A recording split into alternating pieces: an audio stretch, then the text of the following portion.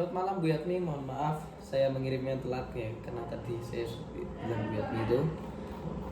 Saya mau membahas bab 3 tentang yang pertama unit 1 kita dan masyarakat global. Saya mulai ya Bu. Ya, era globalisasi telah membawa manusia pada satu tahap peradaban yang cukup maju.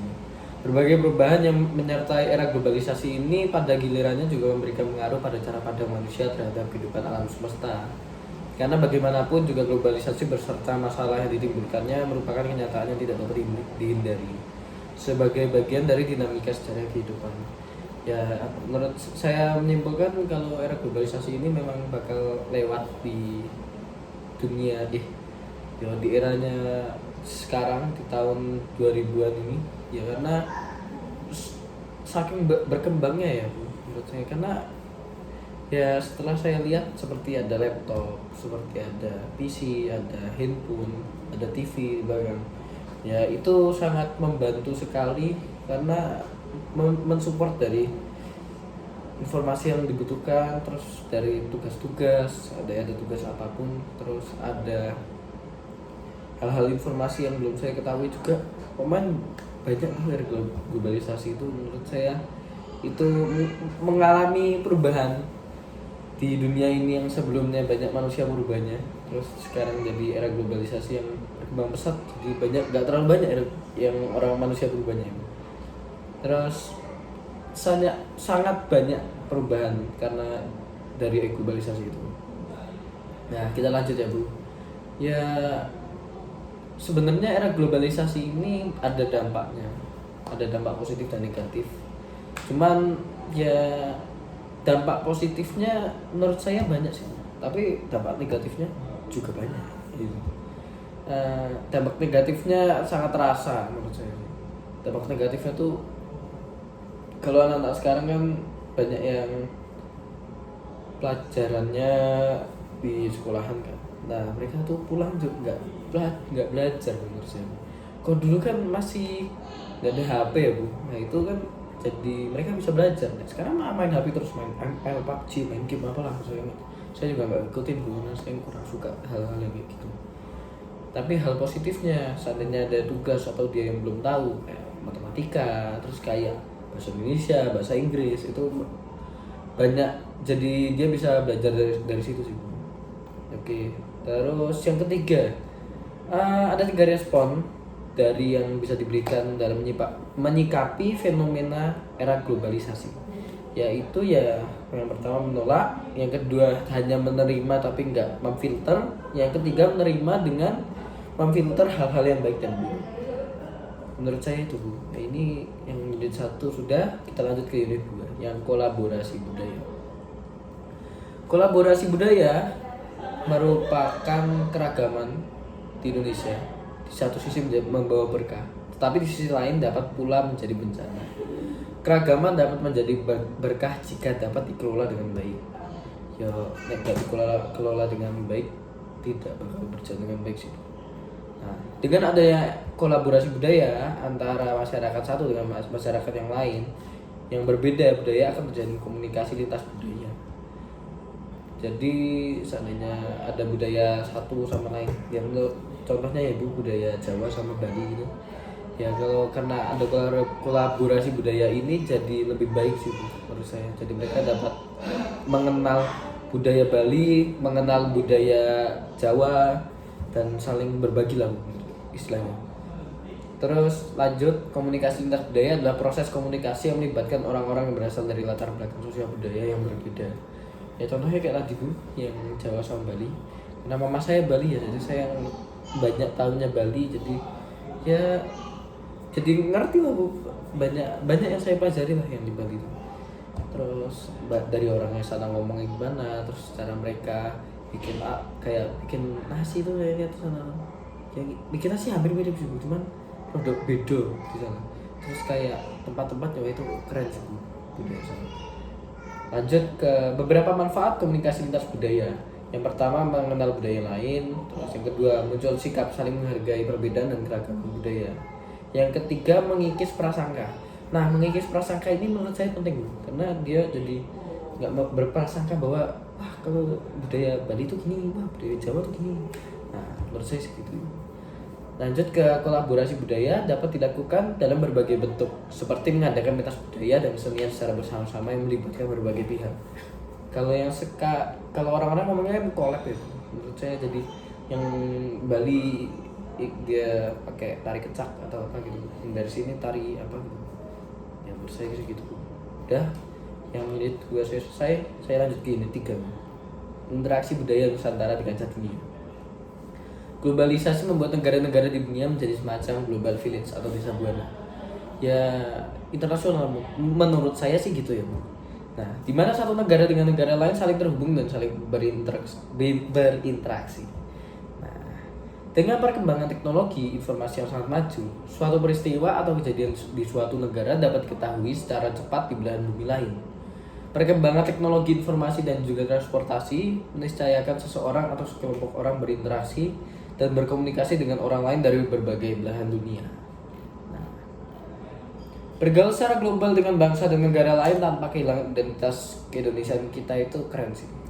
Ya, istilahnya biar kita enggak, ya jangan malu lah jadi warga negara Indonesia sih. Ya menurut saya sih gitu ya Bu. Nah, yang lanjut ke itu, ya saya bahas secara ringkas saja Bu. Perkembangan teknologi informasi dan juga transportasi meniscayakan seseorang atau sekelompok orang berinteraksi dan berkomunikasi dengan orang lain dari berbagai belahan dunia. Hal ini membawa konsekuensi adanya pertukaran budaya di kancah global. Ya, jadi pertukaran budaya seperti tadi yang Bali sama Jawa itu Bu, menurut saya. Tapi ini versi internasionalnya lebih aduhnya lah menurut saya. Ya, berlanjut ke dalam berkomunikasi dengan orang-orang yang berbeda budaya dibutuhkan pemahaman lintas budaya, cross cultural understanding. Ya pemahamannya mungkin menurut saya jadi kita harus tahu lintas budayanya Bali gimana, lintas budaya Jepang gimana, terus lintas budayanya Rusia bagaimana. Seperti kemarin ada yang orang Jepang ke Magelang itu pas ngajarin kita di pelajaran Jepang. Nah, katanya di Jepang itu tidak boleh menanyakan umur. Nah, itu yang keren sih Bu. Jadi tahu sih. Ini kayak gitu juga nggak ngerti juga. Terus ketiga, sebagai bagian dari komunitas global, Indonesia tidak dapat menghindarkan diri dan menutup atau mengisolasi diri dari bangsa dan negara lain.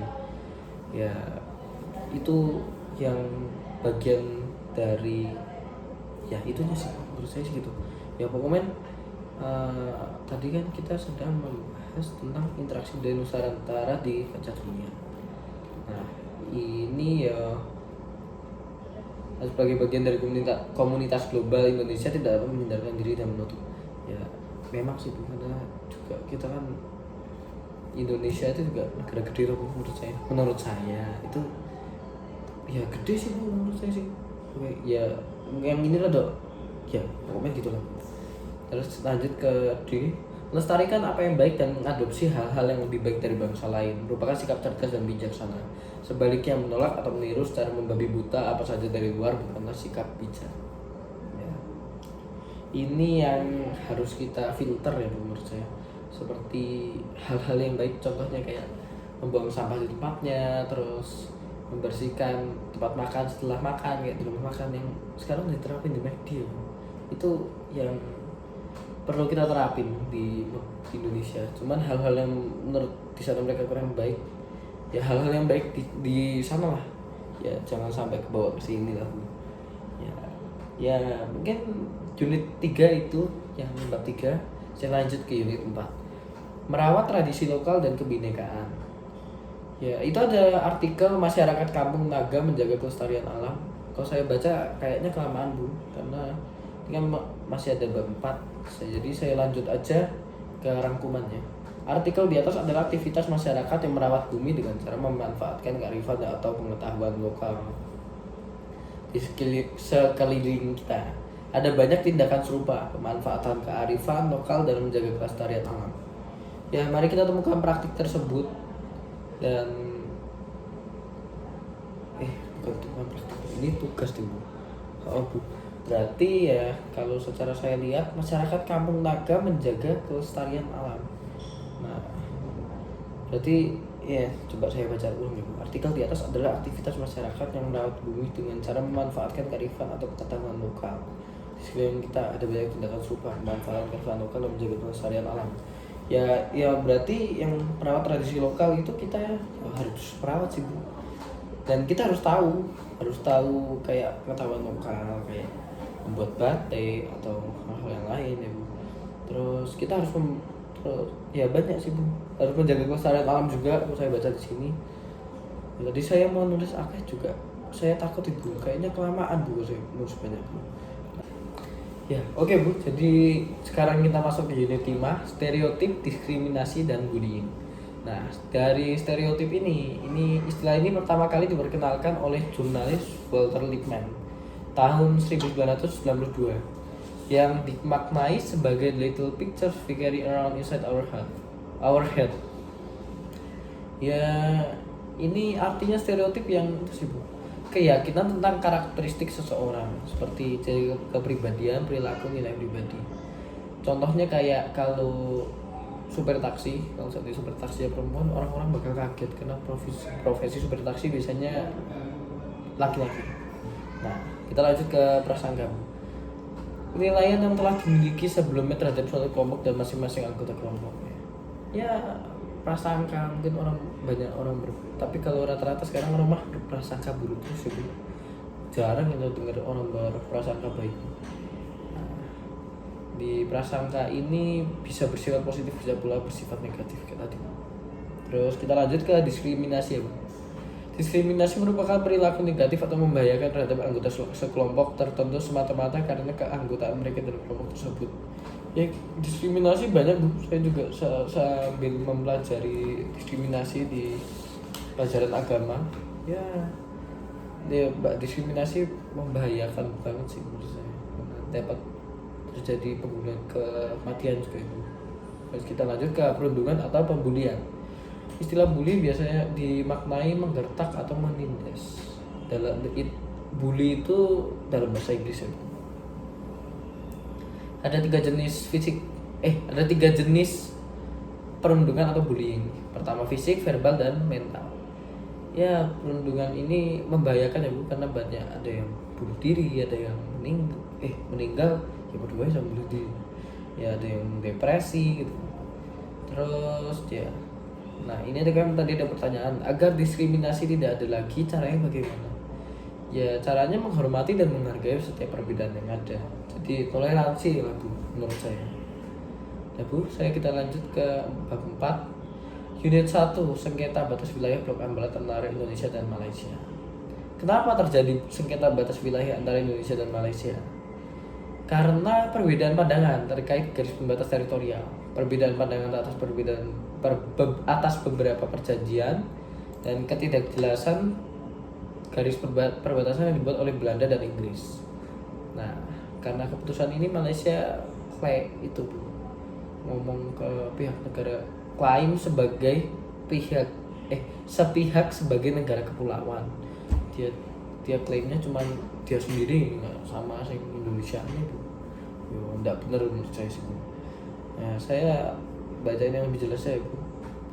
Ya, Malaysia memasukkan Ambalat dalam wilayah negaranya pada tahun 1979 secara sepihak yang tadi. Nah, akibatnya Malaysia mulai protes tidak hanya dari Indonesia, tapi dari negara lain kayak Inggris, Thailand, Cina, Filipina, Singapura, dan Vietnam.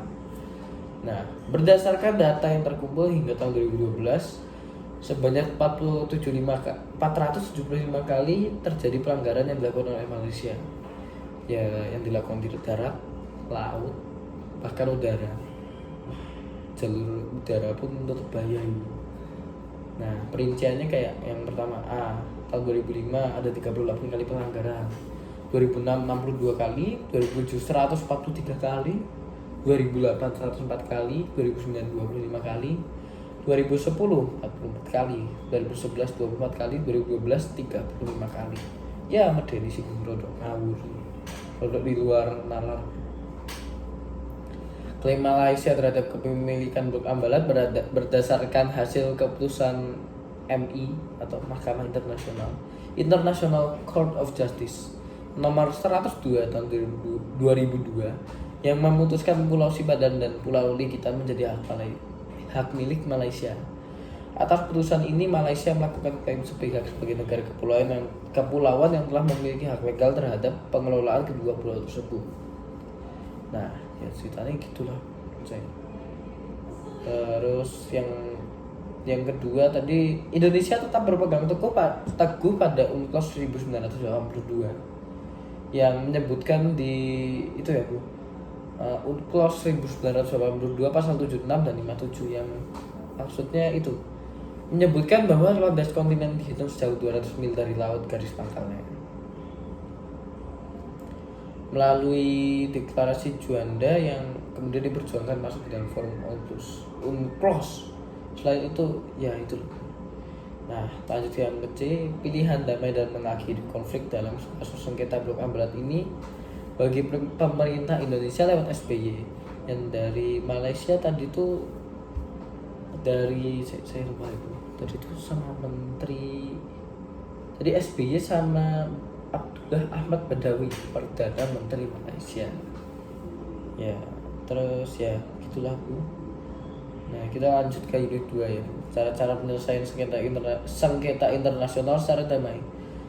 Cara-caranya ada yang pertama negosiasi, mediasi dan jasa baik, terus konsiliasi, penyelidikan, penyelesaian di bawah naungan organisasi PBB. Nah, di sini saya buka sebentar ya Bu. Negosiasi. Saya lanjut ke mediasi dan jasa baik. Saya buka ke e-booknya lagi aja biar lebih gampang tentu. Tadi kan saya catat, cuman kok saya lupa masukkan. Nah, mediasi itu nggak jauh beda sama negosiasi ya Bu. Cuman bedanya ya ada orang ketiga. Wah parah sih, kayak yang di film-film itu sih Bu. Film asap sih Bu, orang ketiga. Aduh. Pihak ketiga yang menjadi mediator tentu dipersepsikan oleh kedua belah pihak sebagai orang yang secara aktif terlibat dalam usaha mencari solusi. Ya, terus nggak berpihak sama yang satu dan yang lain sih. Ya, berarti mediasi caranya gitu. Kita lanjut ke konsiliasi. Konsiliasi memiliki dua arti. Pertama, suatu metode dalam proses penyelesaian sengketa yang diselesaikan secara damai, dibantu melalui perantara negara lain atau badan penyelidikan dan komite tertentu yang dinilai tidak berpihak kepada salah satu yang bersengketa. Kedua, suatu metode penyelesaian konflik yang dilakukan dengan cara menyerahkannya kepada sebuah komite untuk membuat semacam laporan investigasi dan memuat usul penyelesaian kepada pihak yang bertikai. Yang ketiga, penyelidikan. Ya, penyelidikan saya singkat aja Bu. Penyelidikan ya yang artinya kita mencari fakta, hal-hal yang jelas dan tidak yang sesuai. Karena jika tidak dilakukan penyelidikan juga bakal susah juga sih. Terus yang keempat, penyelesaian di bawah naungan organisasi PBB. Rangkuman dari yang unit 4 bab 4 unit 2 ini, penyelesaian secara damai dalam sengketa antar negara merupakan langkah ideal daripada menempuh cara-cara kekerasan atau gencatan senjata. Ya, daripada perang yang lebih baik dengan cara-cara yang tadi ya Bu, kayak negosiasi, mediasi, konsiliasi, terus kayak penyelidikan, penyelesaian di naungan organisasi PBB ya, gitu sih. Terus langkah-langkah penyelesaian damai dapat ditempuh yang tadi itu. Nah, yang ketiga, UNCLOS merupakan singkatan dari United Nations Conventions on the Law Sea, suatu lembaga di bawah naungan PBB dari tahun 1982.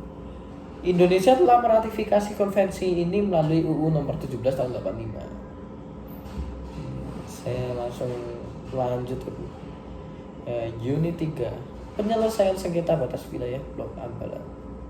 Nah, jadi penyelesaian sengketa batas wilayah Blok A Barat ini Bu, ini ada caranya penyelesaiannya berupaya kayak perundingan bilateral, ada 4 perundingan bilateral, penetapan wilayah satu suku, penyelesaian oleh ASEAN, dan pengadilan Mahkamah Internasional atau yang disingkat biasanya MI.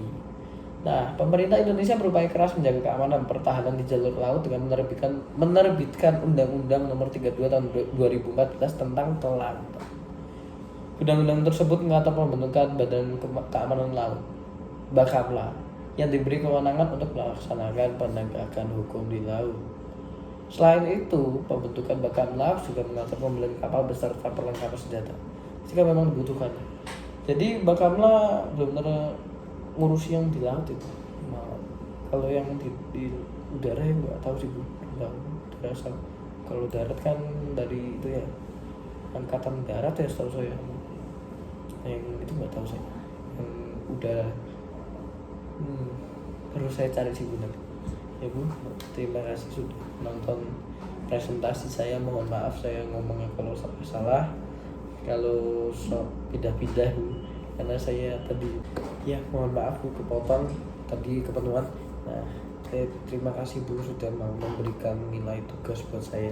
Saya mohon maaf banget tadi ini ngirimnya malam banget karena saya tadi bener pol jadi baru selesai.